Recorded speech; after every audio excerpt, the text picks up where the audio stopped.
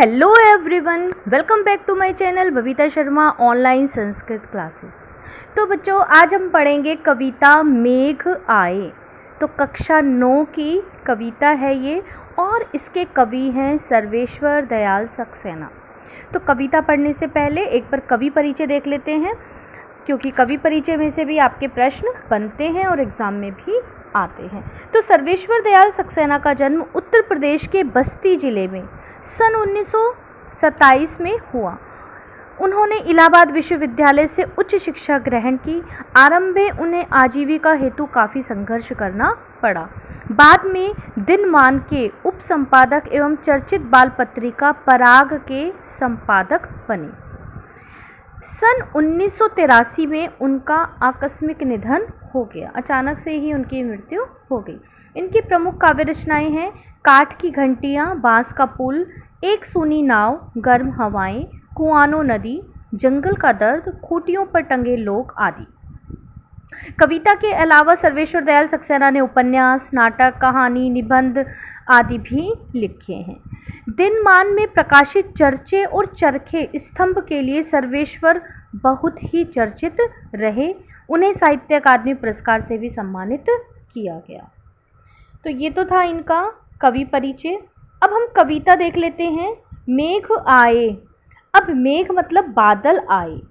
तो यहाँ पर कवि ने पूरी कविता में मानवीकरण अलंकार का प्रयोग किया है। वैसे तो बहुत सारे अलंकार है इसमें, लेकिन मुख्य रूप से जो आया है इसमें वो है मानवीकरण अलंकार। तो देखिए पहली पंक्ति, मेघ आए बड़े बन-ठन के सवर के। तो मेघ यानी बादल को कवि ने कहा है कि बादल बड़े बन-ठन के और सवर के आए हैं।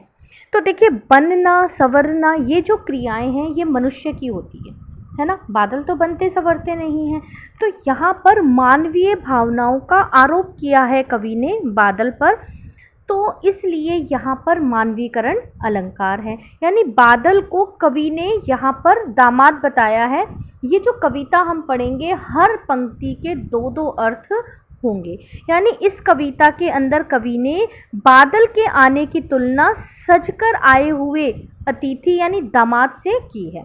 तो देखो, ग्रामीण संस्कृति में दामाद के आने पर उल्लास का जो वातावरण बनता है वही मेघों के आने का सजीव चित्रण कवि ने यहाँ पर किया है कि बादल जब आते हैं तो भी लोग उतने ही प्रसन्न होते हैं जितने कि दामाद के आने पर। तो प्रत्येक पंक्ति के आपको यहाँ दो मीनिंग निकलेंगे, एक प्रकृति के लिए यानी बादल के लिए और दूसरा अर्थ इसका निकलेगा दामाद के लिए। तो मेघ आए बड़े बन-ठन के सवर के, यानी जो बादल हैं वो बड़े बन-ठन के सवर के आए हैं।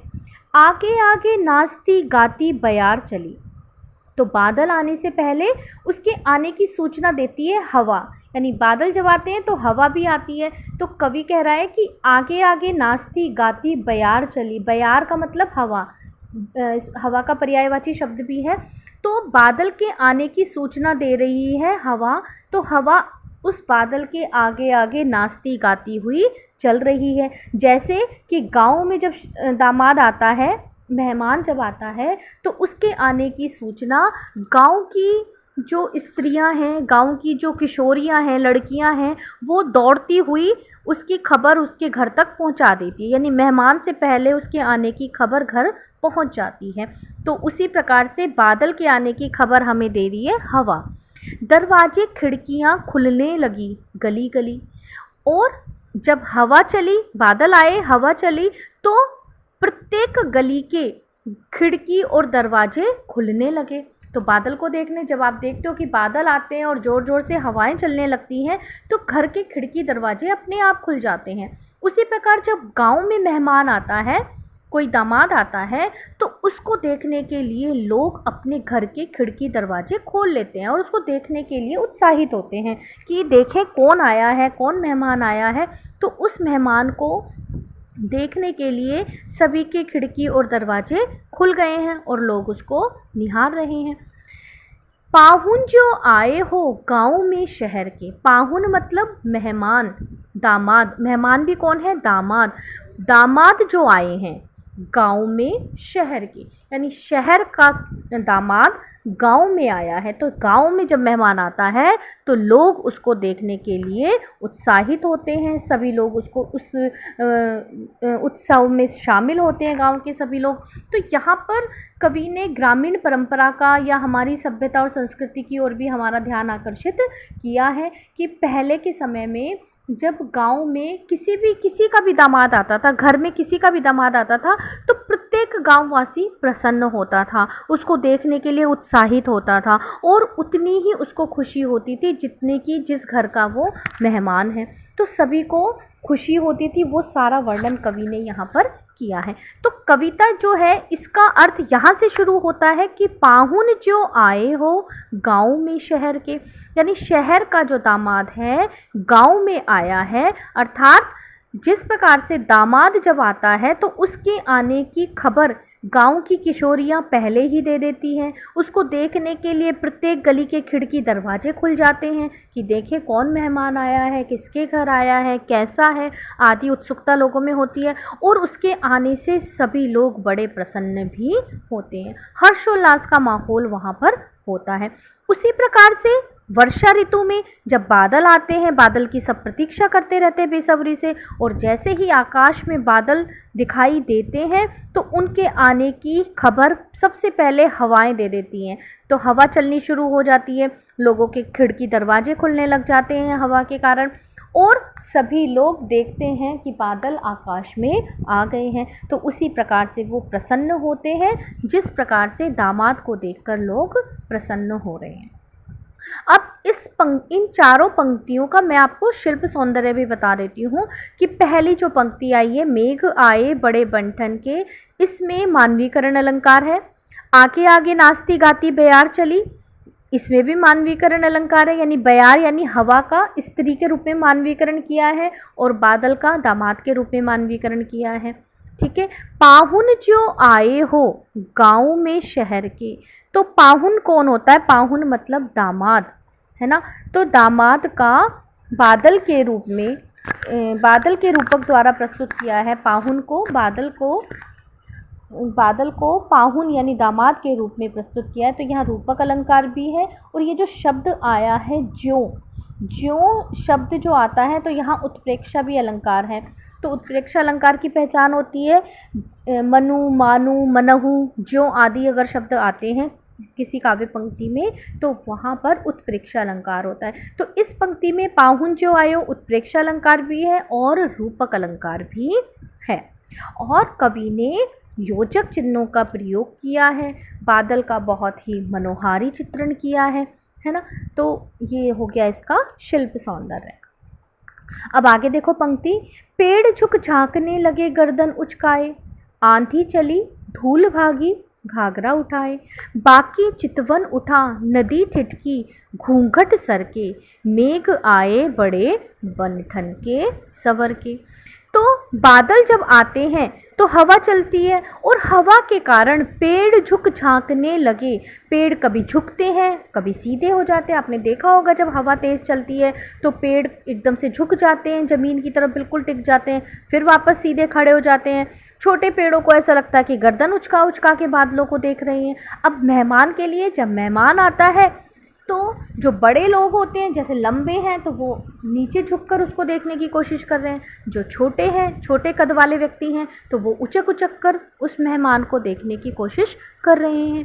आंधी चली धूल भागी घाघरा उठाए, तो आंधी हवा जो है, हवा ने अब आंधी का रूप ले लिया है। बारिश जब आती है तो आंधी भी आ जाती है और आंधी जब चलती है तो धूल उड़ती है।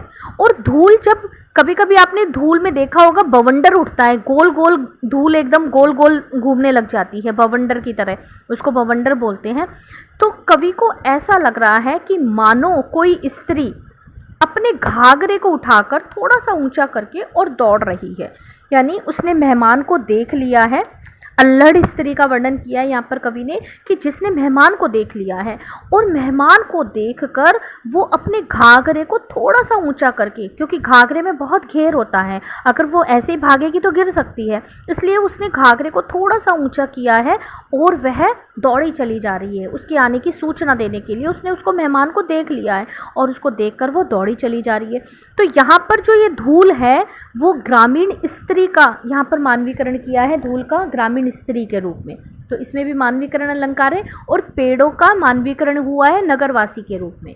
ठीक है, तो दोनों पंक्तियों का बता दिया मैंने, मानवीकरण अलंकार है दोनों में। अब तीसरा देखो, बाकी चितवन उठा नदी ठिठकी घूंघट सरके। तो यहाँ जो नदी है, नदी भी स्त्री का प्रतीक है, नवविवाहिता ले सकते हो, नायिका भी ले सकते हो, कि जैसे बादल जब आए तो नदी ठिठकी, नदी मतलब रुक गई, चलते चलते उस जो प्रवाहमान थी वह एकदम से रुक गई, ठहर गई, और उसका घूंघट सरक गया। बाकी चितवन, बाकी मतलब तिरछी, चितवन मतलब निगाहें, और तिरछी निगाहों से उसने बादल रूपी नायक को देखा। यानी जब दामाद आया तो नदी रूपी जो नायिका है, स्त्री जो है, वो ठहर गई और उसका जो घूंघट है वो सरक गया। उसने अपने घूंघट को थोड़ा सा ऊपर करके तिरछी निगाहों से उस मेहमान को देखा। तो यहाँ पर नदी का स्त्री के रूप में मानवीकरण किया गया है। मेघ आए बड़े बंठन के सवर के, जो बादल हैं वो बहुत ही बंठन के सवर के आए हैं। तो अब इसका शिल्प सौंदर्य देख लीजिए कि तीनों पंक्तियों में, चारों पंक्तियों में मानवीकरण अलंकार किया गया है, और बनठन के, बड़े बनठन के, इसमें अनुप्रास अलंकार भी है। ठीक है, भाषा सहज व सरल है, योजक चिन्हों का प्रयोग किया है, तुकबंदी का प्रयोग किया है कवि ने। ठीक है, तो इस तरह से आप इसका शिल्प सौंदर्य लिखेंगे।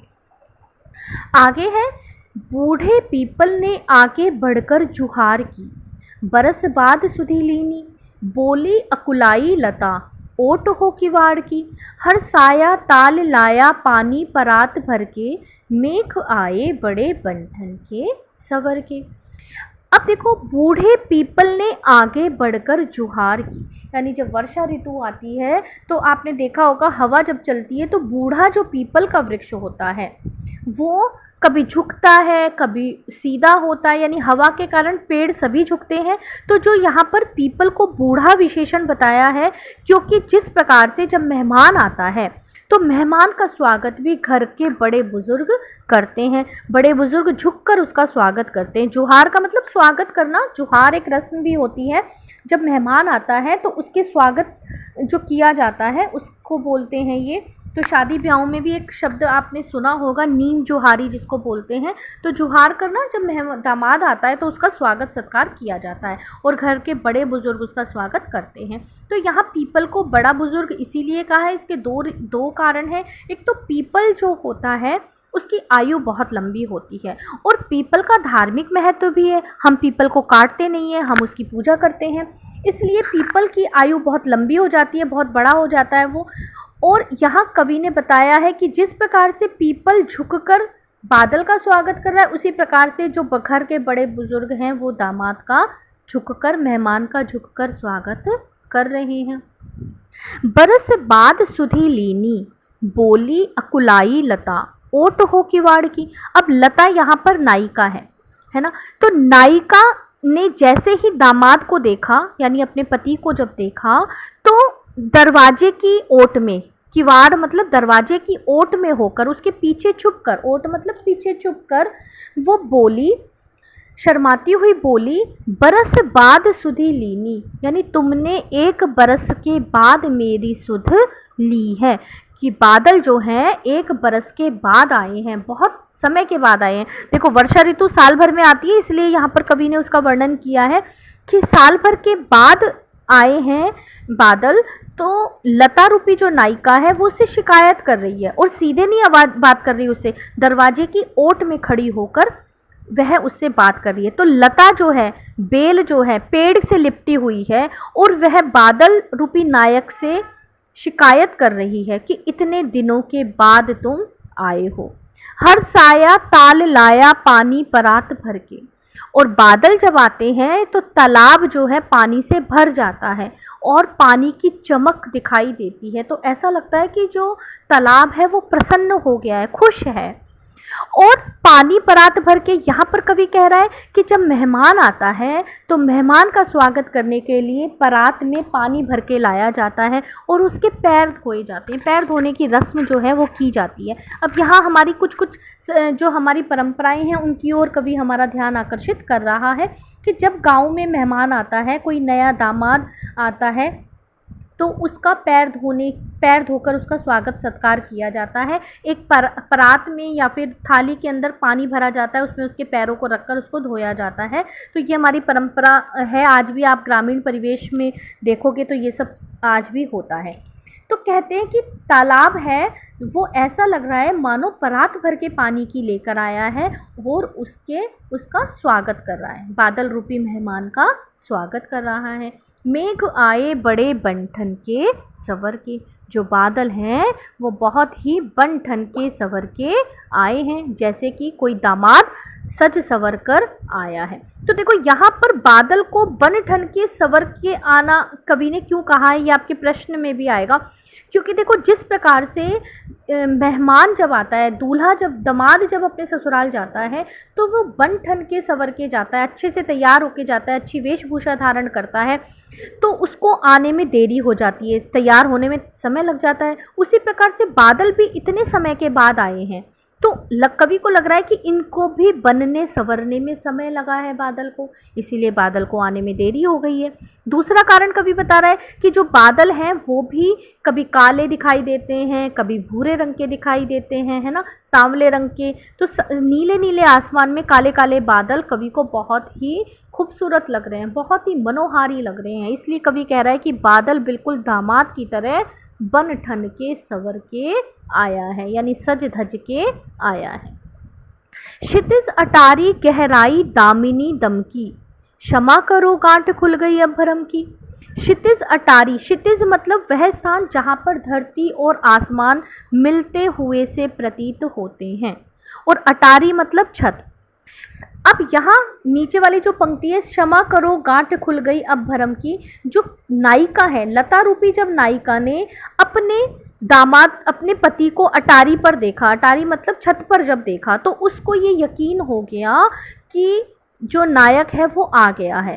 इससे पहले उसको भ्रम था कि वह नहीं आएगा या फिर उसके आने की जो खबर उसे मिली है वो झूठी है। तो उसका जो ये भ्रम था वो दूर हो गया। गांठ खुल गई अब भरम की, उसको ये भ्रम था कि उसका पति नहीं आएगा, तो जब उसने उसको अपनी छत पर देखा तो उसका यह भ्रम दूर हो गया और उसने अपने पति से क्षमा मांग ली कि मुझे क्षमा करो।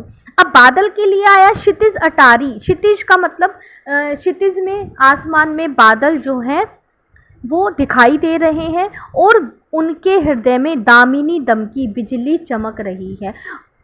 जैसे क्षितिज में बिजली चमक रही है, उसी प्रकार से नायिका ने जब अटारी पर अपने पति को देखा, नायक को देखा, तो उसके हृदय में भी बिजली दौड़ उठी, यानी उसके हृदय में जो भावनाएं जागृत हुई है, जो खुशी की लहर जो उसके हृदय में दौड़ी है, उसको कवि ने दामिनी दमकी से तुलना उसकी की है। तो यहाँ रूपक अलंकार है क्षितिज का अटारी के रूप में और दामिनी दमकी का बिजली चमकने के रूपक के रूप में प्रस्तुत किया गया है। तो नायिका ने यहाँ क्षमा मांगी और जब नायिका ने उससे क्षमा मांगी दामाद से, तो बांध टूटा, सब्र का बांध टूट गया। नायक और नायिका के सब्र का बांध टूट गया और झरझर मिलन के अश्रु ढर के, और उनका मिलन हुआ और खुशी के आंसू उनके नेत्रों से निकलने लगे। तो जब बादल बरसे, बादल से जब वर्षा होने लगी, तो कवि को ऐसा लगा मानो नायक और नायिका का मिलन हो गया है और खुशी के मारे उनकी नेत्रों से अश्रु बह रहे हैं।